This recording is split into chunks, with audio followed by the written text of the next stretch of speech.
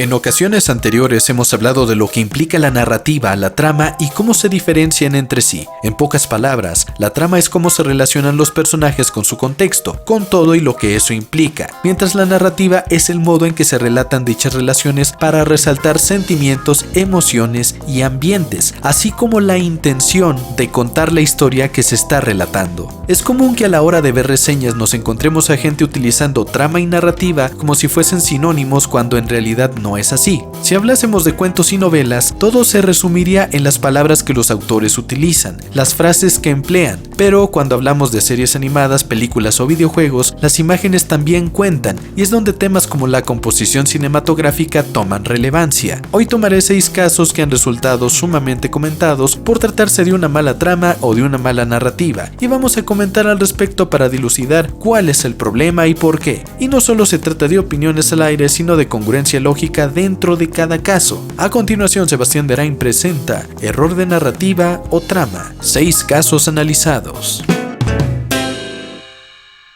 Vamos a empezar con el caso más sencillo y avanzaremos hasta llegar al caso más controvertido. Vamos ahora con algo muy simple. Se trata de un detalle que se traduce como un error gigantesco. Es difícil que no sepas quiénes son los Transformers. Ya sabes, Optimus Prime, los Decepticons. Bueno, pues resulta que en Netflix se liberó La Guerra de Cybertron, una serie de los Transformers que está en 3D y con texturas bastante detalladas que para cualquier fan de la franquicia pueden resultar asombrosas. Un salto de calidad enorme desde la última serie animada de Transformers que hayas visto. Esta es una trilogía de miniseries sobre la eterna batalla entre Autobots y Decepticons, liderados por Optimus Prime y Megatron respectivamente. Iniciamos con la primera parte, que es Asedio, que parte de una guerra entre ambas facciones. Los Decepticons están conspirando para reformatear a todos los Autobots en Decepticons y por azares del destino, un carroñero de nombre Bumblebee termina uniéndose a los Autobots. Están en búsqueda de una chispa que permite al planeta Cybertron ser habitable y planean huir con ella de los Decepticons.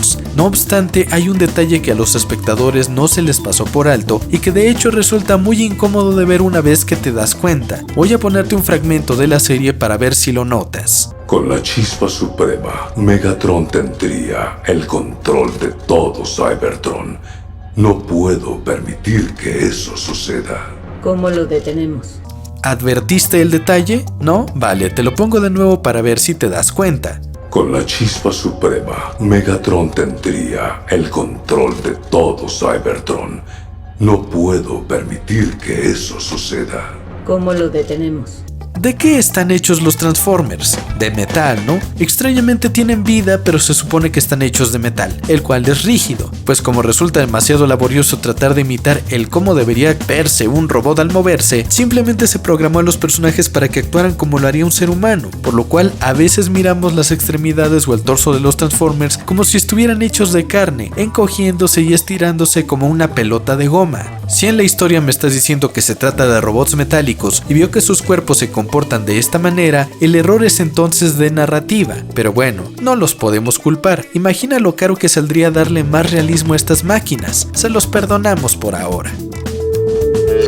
No podía faltar en este tipo de videos Miraculous Ladybug, donde por fin vemos a Marinette sufriendo las consecuencias de tener una doble identidad, y también parece que se ha confirmado que Adrien es un sentimonstruo debido a que suele obedecer a quien posea el anillo. Esto explicaría por qué Adrien no recuerda qué quería ser de grande cuando era niño, excepto el complacer a sus padres y su alergia a las plumas, según teorías de los fans. Sin embargo, a lo largo de esta serie hemos visto varias inconsistencias en la historia que hacen que nos preguntemos si realmente Gabriel Agreste no tendrá algún tipo de discapacidad. Seguramente él busca rescatar a su esposa de la enfermedad que la tiene postrada, que se presume contrajo al haber utilizado el prodigio del pavo real para tener un hijo, porque ella y Gabriel no podían tenerlos biológicamente, de nuevo según teorías de fans. Lo que sí es seguro es que Emily Agreste permanece en un estado de suspensión y Gabriel quiere obtener los prodigios de la creación y la destrucción para pedir un deseo y así curarla. Por lo tanto, hemos visto a Gabriel adoptar un alter ego llamado Hawkmoth /papillon /lepidóptero, planificar y ejecutar operaciones que dificulten a Ladybug y Chat Noir mantener posesión de sus Miraculous. Esperaríamos que al tratarse de algo muy importante para él, se lo tomara en serio, procurando ejecutar únicamente los planes con mayor probabilidad de éxito. En vez de ello, lo vemos improvisando cuando no es final de temporada, llegando a comatizar más de 70 veces al señor Pichón. El personaje ya ha mostrado su interés por descubrir la identidad de Ladybug y Chat Noir, pero la serie únicamente nos muestra que una vez que Gabriel deja de sospechar de Marinette o Adrien, su búsqueda por la identidad verdadera de Ladybug simplemente deja de ser prioridad. Eso no es consistente con el ambiente de urgencia que nos está planteando la trama. De igual manera está la situación de la chica Dupont Cheng, y sí, ya sé que se escribe Dupain Cheng, pero se pronuncia Dupont.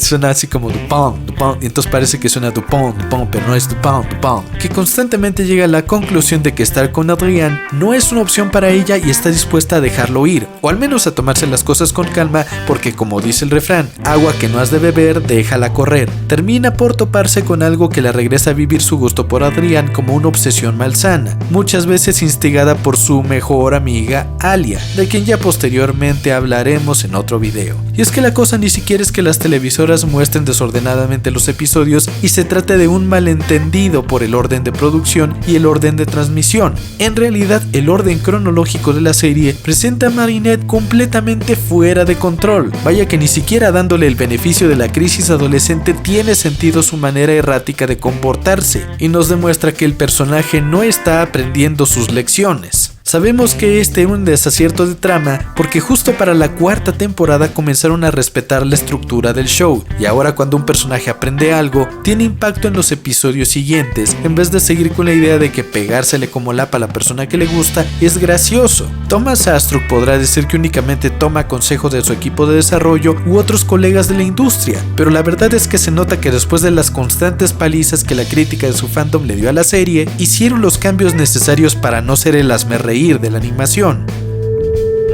Y ahora vamos con la primera de una serie de películas que solamente puedes disfrutar si no prestas mucha atención a los detalles. Si eres de esas personas que se dejan impresionar por los slashers sangrientos, explosiones y disparos, seguramente no te habrá importado, pero si eres alguien que juega constantemente videojuegos, es casi seguro que ya tienes la costumbre de buscar y rebuscar hasta el más mínimo de los detalles, por lo cual todos los errores narrativos de Resident Evil de 2002 te parecieron demasiado obvios. Esta película, dirigida por Paul Anderson, es un universo alternativo donde la protagonista es una mujer llamada Alice y donde, a pesar de que personajes como Jill Valentine, Claire Redfield o Leon Kennedy aparezcan, la verdad es que todos quedan en segundo plano. Si eres muy fan de estas películas, seguramente saldrás en defensa de la saga diciendo que muchas cosas tuvieron que eliminarse contra la voluntad del director, pues los actores ya no quisieron o no pudieron aparecer en ciertas películas y grandes eventos tuvieron que cancelarse, lo cual decepcionó a mucha gente. Y eso lo entiendo, claro, pero tienen que ver la cantidad de estupideces que ponen en la película que simplemente todos debemos concluir en que es una mala narrativa. Primero, vemos que llegan un montón de soldados de Umbrella que llevan máscaras puestas y entran en la mansión usándolas. Esto tiene sentido, pues hay un virus propagándose por toda la instalación, así que es lógico que las lleven puestas. Sin embargo, conforme se van adentrando más en el sitio, deciden simplemente quitarse las máscaras que los protegerían. Esto únicamente para que puedas ver la cara de los actores, pero simplemente despoja de coherencia a lo que la historia pretende narrar, que es que hay un virus peligroso en el ambiente. Lo más gracioso es que también hay un gas que por seguridad se liberó en el momento que se detectó peligro biológico, cuyo efecto es dejar inconscientes y con amnesia a quienes lo respiren. Sin embargo, estos sujetos se quitan las máscaras y después verifican si dicho gas se ha disipado o si sigue presente en el aire, lo cual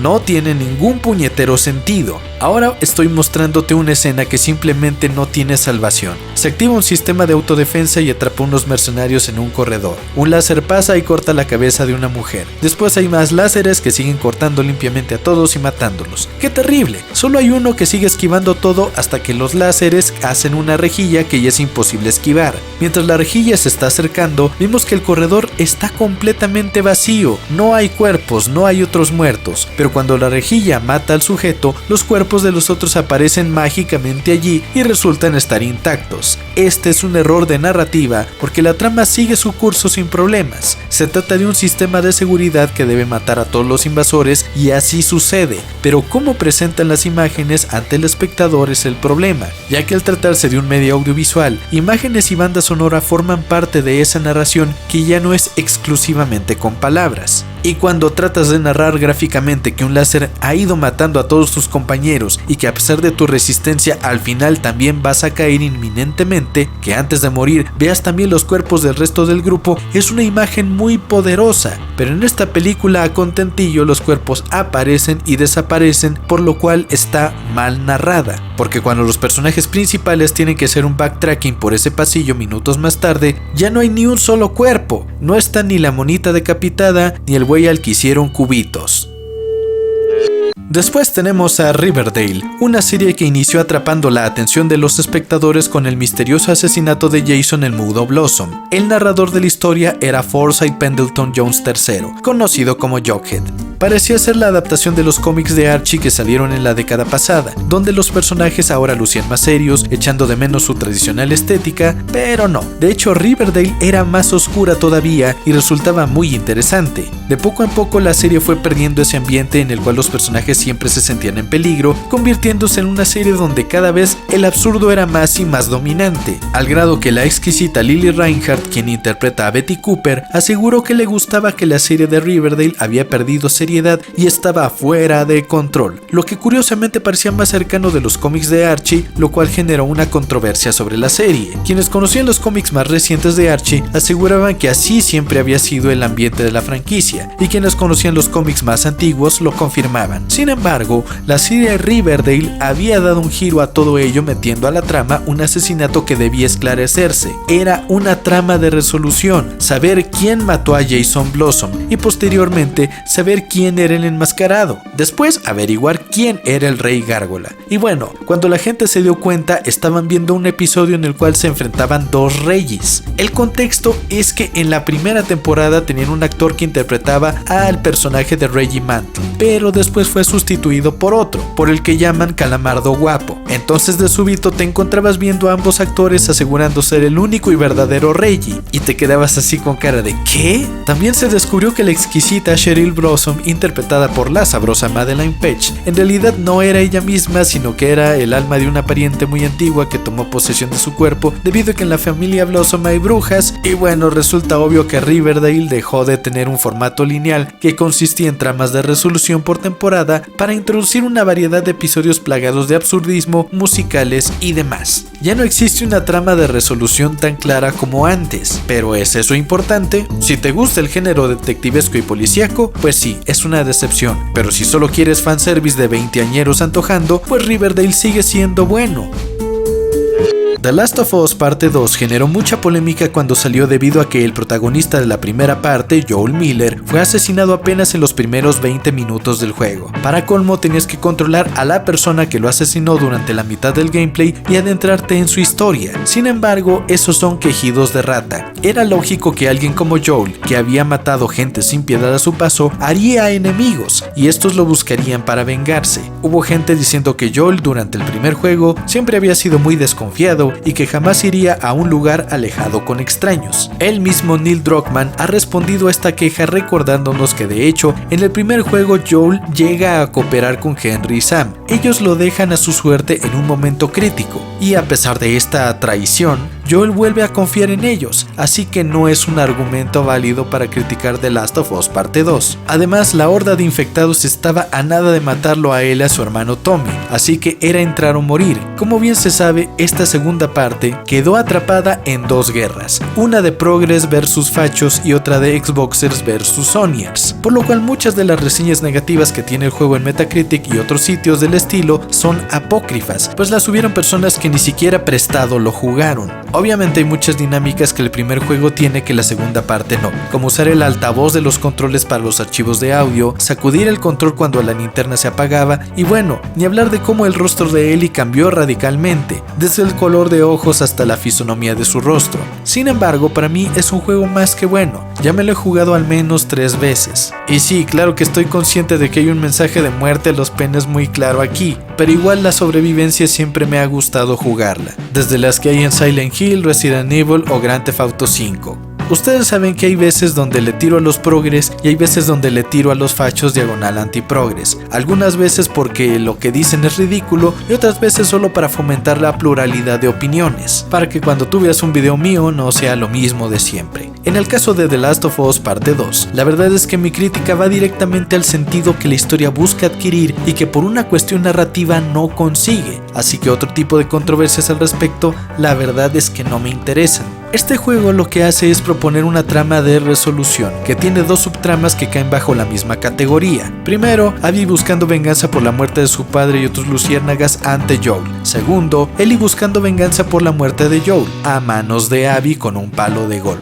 La gran pregunta que nos plantea siempre la historia es, ¿logrará la venganza ser consumada o no? Sin embargo, cuando iniciamos la historia, vemos a Joel y Tommy hablando sobre lo ocurrido en el hospital, al final de The Last of Us Parte 1. Otra vez la perspectiva de Joel cuando a lo largo del juego, él no es importante sino el deseo de venganza de Ellie y de Abby. También el juego busca resaltar la importancia de la historia de esta segunda y cómo llegó a ser lo que es. El conflicto moral de la venganza y sus consecuencias es el motor de esta historia. Joel es ahora un hombre viejo. Todavía puede pelear, pero ya no es la sombra de lo que fue. Su historia ya nos fue contada en la primera parte, las consecuencias de sus decisiones lo alcanzaron y ahora está muerto. Se nota que en afán de sorprender al espectador, Neil Druckmann et al. dejaron como un misterio la identidad de aquella chica que de pura casualidad se encontró a Joel, tardándose mucho en mostrarnos la escena en que ella encuentra a su padre muerto en el hospital. En afán de sorprender al jugador, el personaje de Abby es despojado de un inicio de la verdadera importancia que tiene en la historia. Era necesario iniciar el juego mostrando la escena del hospital desde la perspectiva de Abby para recordarle al jugador que Joel era tan solo un hombre en una civilización derrotada por la naturaleza. Hay más gente tratando de sobrevivir y el juego debió dejar eso claro por una cuestión muy importante en la narrativa.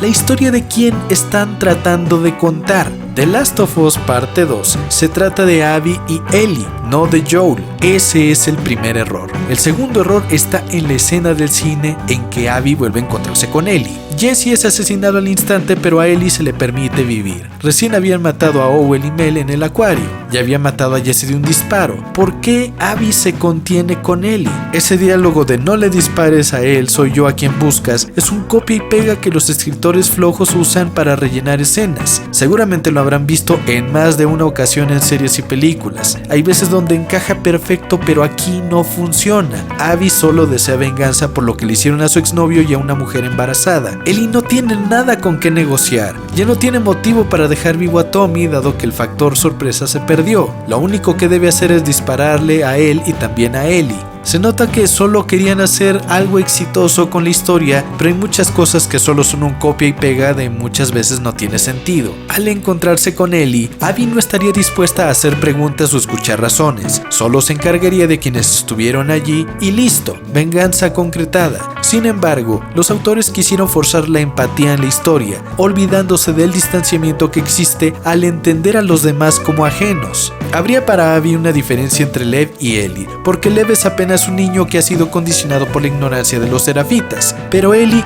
ya es una adulta que sabe lo que hace y por tanto no se le puede dar un trato semejante. Aquí lo que la misma historia está pidiendo es que Abby intente matar a Ellie de manera rápida y sin negociaciones. Acaban de matar a las personas más importantes de su vida y en todo caso debió fallar en su cometido, quizá dejar malherida a Dina, pero sin saber que también estaba embarazada, de tal modo que ese dato sea utilizado en el final del juego y ofrezca ese desenlace coherente con el resto de la historia, que el odio engendra más odio y necesitan parar. La venganza ciega de Ellie no sería únicamente por Joel, sino también por Dina, que tendría que haber perdido al bebé. Sin embargo, llegó un momento en que por afán de hacer ver a Ellie y Abby como dos caras de una misma moneda, la historia pierde su rumbo y la trama ya no corresponde con toda la estructura.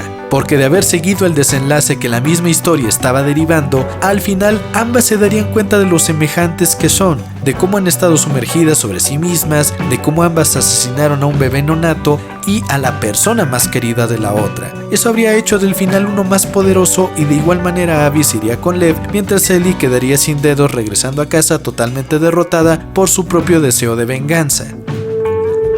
Y terminamos con uno cortito que, a pesar del error sototote que fue, hay fans aferrados que tratan de encontrarle lógica. Sí, estamos hablando de este error de trama en el cual Steve Rogers aparece de la nada sentado en una banca. Avengers Endgame cometió una de las más grandes cagadas. Mandaron a la mierda las más de 2 horas y media previas a esta escena. Cuando explicaban los viajes en el tiempo, el mismo Hulk deja claro que, a pesar de viajar al pasado, no hay manera de que puedan cambiar lo que en su línea temporal ya sucedió. Es decir, que sin importar que Steve Rogers viajara al pasado para vivir su vida al lado de Peggy Carter, tales eventos jamás podrían llevarse a cabo dentro de la línea temporal en la que quedó congelado durante 70 años. En todo caso, Steve Rogers lo haría en otra línea temporal, primero porque este Steve Rogers vio morir a Peggy Carter, quien lo había echado de menos durante 60 años, y la otra porque en la misma película dicen: solo piénsenlo, si alguien viaja al pasado, ese pasado se vuelve su futuro.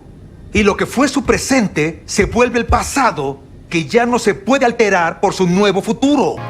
De hecho, aquí tenían una salida fácil y sin cagarse en su propia lógica. Ya habíamos visto el chiste donde Scott Lang se vuelve niño, bebé y anciano, cosa que para Hulk había sido un gran logro. En el final, cuando Steve Rogers regresara, podrían haber regresado como anciano. Hulk se preguntaría qué falló. Sin Stark ya no sabría cómo arreglarlo, pero Steve le diría que en realidad todo está en orden, que nada falló, simplemente decidió hacer una parada en el camino al lado de Peggy Carter. Entonces le da a Sam el escudo y todos felices. Todavía los fans de este universo cinematográfico insisten en que sí tiene lógica cuando ya les dijeron y demostraron que no se puede. En fin, si el video te gustó, regálame un pulgarcito arriba y suscríbete a mi canal porque el amiguismo es la onda. Sebastián Derain para servirte.